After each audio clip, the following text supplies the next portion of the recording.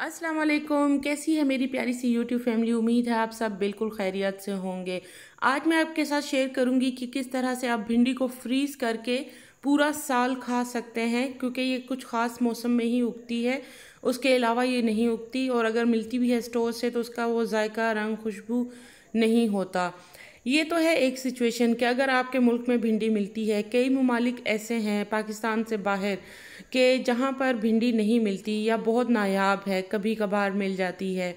तो ऐसे ममालिक में रहने वाले लोग पूरा साल भिंडी किस तरह से खा सकते हैं, जब उनको मिले वो किस तरह से उसको महफूज कर लें और फिर किस तरह से पका कर खाएं, ये सब मैं आपको बताने वाली हूँ।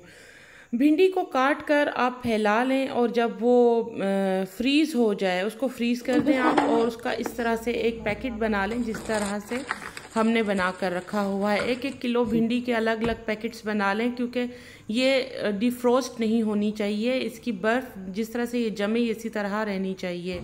तो बड़ा सा पैकेट बनाने के बजाय आप छोटा पैकेट बनाएं अपनी फैमिली के हिसाब से और फ्रीज़ कर लें। और जब आपको पकानी हो आप उसी वक्त निकालें, कोई आपको डिफ्रोस्ट करने की कुछ करने की ज़रूरत नहीं है। ये हमने यहाँ पर निकाल लिया है पैकेट, और इसके अंदर हम बाकी जो प्रोसेस है मैं उसमें आपको ये भी बताऊँगी कि फ़्रेश ताज़ा मिलने वाली भिंडी से भी ज़्यादा अच्छा रंग, खुशबू और जायका किस तरह से आता है। फ्रोज़न भिंडी की फ़्रेश और ताज़ा रेसिपी हमने बनाने के लिए ये बेसिक चीज़ें ले ली हैं: टमाटर, प्याज, हरी मिर्चें और लहसुन अदरक का पेस्ट। अब बाकी रेसिपी की तरफ चलते हैं। सबसे पहले हमने ऑयल डालकर भिंडी को चूल्हे पर चढ़ा देना है। बहुत तेज़ आंच नहीं रखनी, आंच बिल्कुल स्लो रखनी है। ऑयल और भिंडी हमने रख दी है अभी चूल्हे के ऊपर, और इसको आपने हिलाते मिलाते रहना है, क्योंकि ये ऐसी स्टेज है कि इस पर भिंडी नीचे लग सकती है। अगर आपके पास नॉन स्टिकर बर्तन नहीं है तो कोशिश करें कि नॉन स्टिकर यूज़ करें, अदरवाइज़ आप इसको हिलाते ही रहेंगे वरना ये नीचे चिपक सकती है।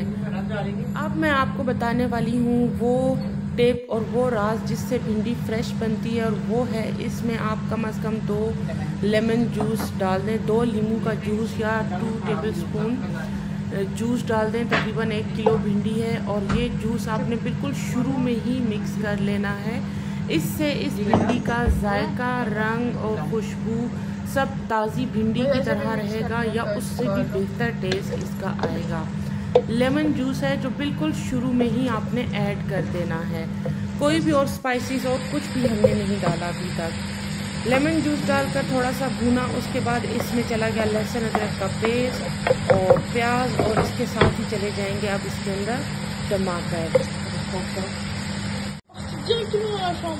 टमाटर हमने तकरीबन 3 अदद ले लिए हैं, और बड़े साइज़ के प्याज 2 अदद थे, बड़े साइज़ के छोटे हों तो 3 अदद ले लें, और 2.5 टेबलस्पून लहसुन अदरक का पेस्ट इसमें शामिल किया है। ये चीज़ें डालकर इसको कुछ देर के लिए हम भूनेंगे। अब इसके अंदर ऐड कर दी हमने हरी मिर्चें। छोटी हो तो 2-3 ले लें, और अगर बड़ी हो तो 1 ही काफ़ी है।